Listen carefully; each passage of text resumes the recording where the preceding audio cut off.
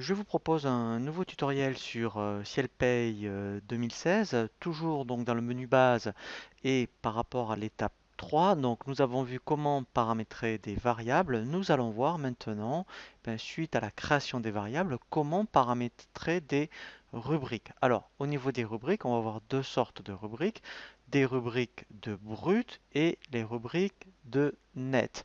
Donc le principe, quel que soit d'ailleurs le logiciel de paye que vous utilisez dans le paramétrage, c'est toujours la même philosophie. La seule chose que l'on crée, donc, ce sont les variables. Et au niveau des rubriques, en fait, ça se duplique. C'est-à-dire qu'en fait, il faut toujours dupliquer par rapport à une rubrique que vous voulez créer, une rubrique qui ressemble à celle que vous voulez faire. C'est-à-dire que moi, ce que je vous conseille, c'est de dupliquer des primes sur des primes, des absences sur des absences, tout ce qui est heures supplémentaires ou complémentaires sur des rubriques d'heures, et pour les rubriques de net, comme les acomptes, par exemple, tout ce qui vient en moins, voilà, ou tout ce qui est, mettons, frais de déplacement, tout ce qui vient en plus. Pourquoi?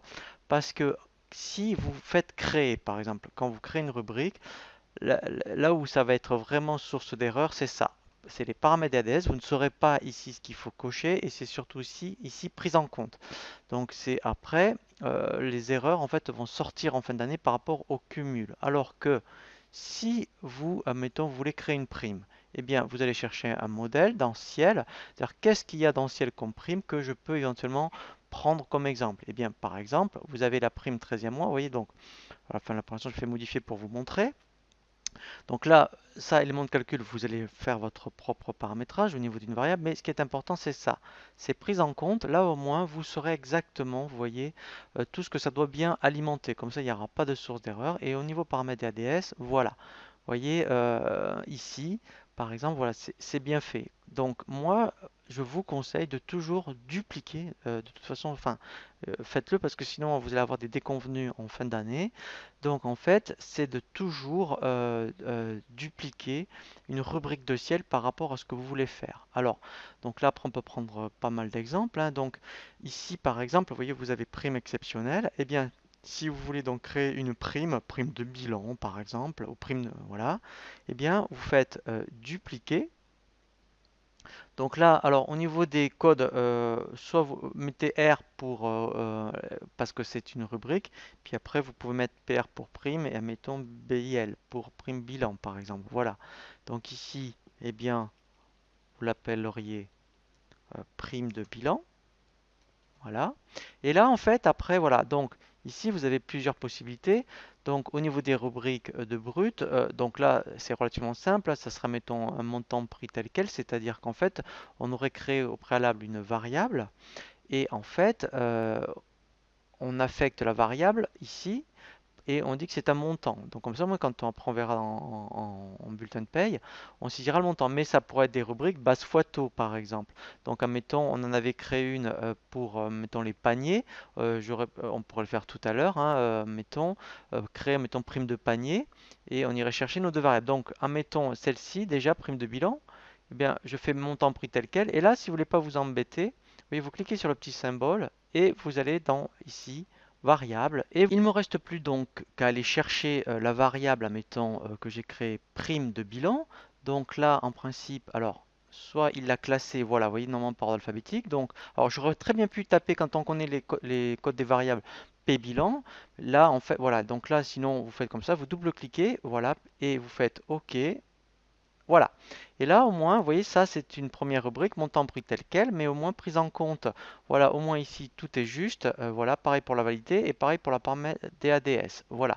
Donc ça, c'est l'intérêt. Donc ça, c'est le plus facile.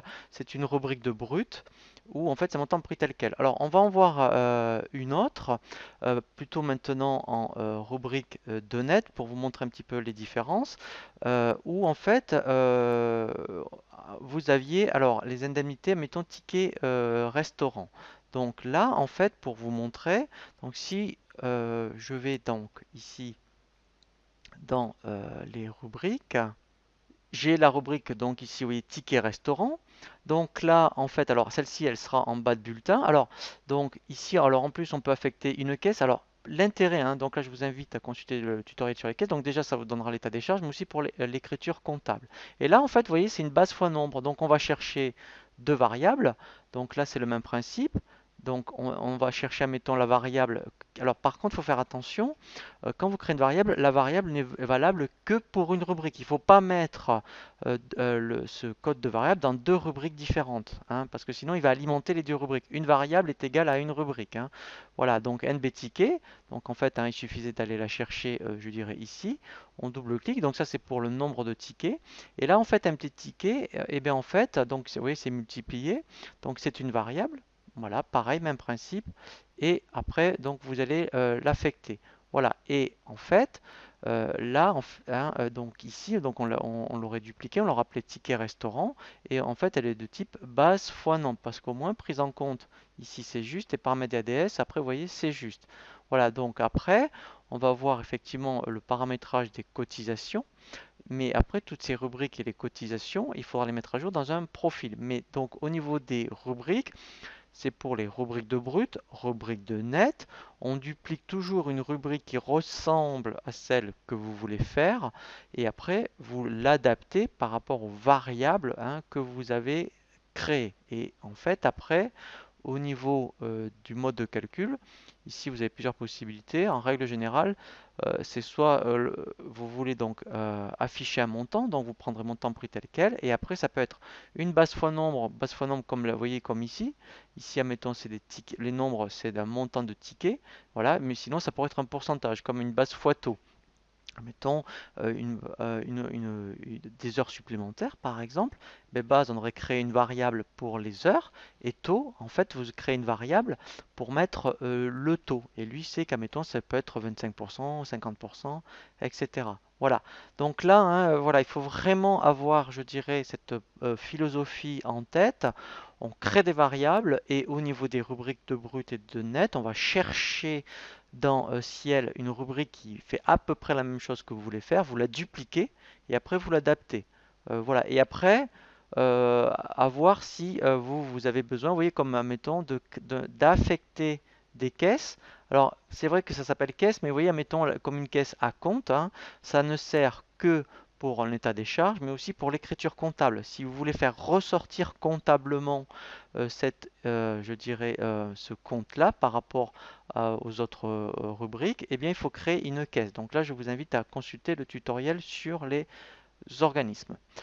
Je vous propose maintenant un nouveau tutoriel, donc toujours sur l'étape 3 par rapport au menu base. Donc là, nous avons vu les variables, les rubriques. Nous allons voir maintenant comment donc paramétrer des cotisations.